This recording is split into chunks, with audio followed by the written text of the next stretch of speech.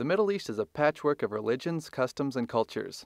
Of the 356 million inhabitants, nearly 6% are Christians. In the 17 countries that form the Middle East, Catholics are a small minority, making up just over 1% of the total population.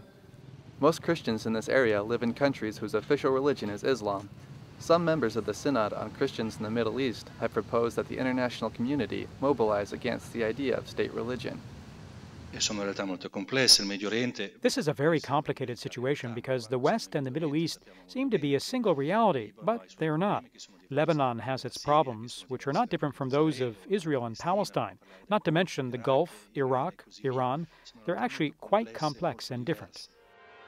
The bishops of the Synod proposed a form of positive secularism, which would separate religion and politics.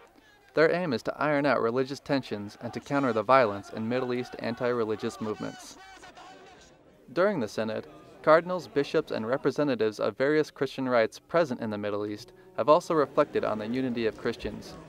They have called to retain the richness of rituals and traditions of each church, but without damaging the solidarity. One proposal is to celebrate the Christian and Orthodox Easter on the same day. Another is to make a unique version of the Lord's Prayer for the two churches to drive the process of Christian unity. Ecumenical dialogue has been one of the main issues, but the ecumenical dialogue is not an abstract reality. In the Middle East, this could mean having religious feasts together and celebrating in common other traditions. Another major theme of this synod has been the role of Catholic educational institutions in the development of peace. The reason is that the schools are open to everyone and they attempt to teach understanding and work toward peace.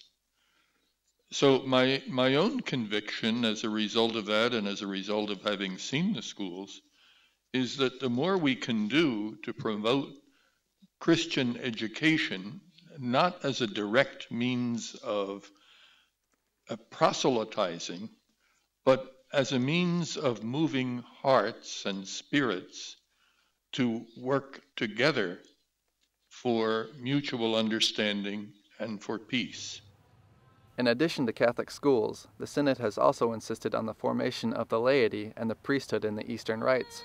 According to the Synod Fathers, the role of lay people is ever increasing, and they are learning the importance the laity plays in understanding the reality their churches and communities face in building bridges with Jews and Muslims.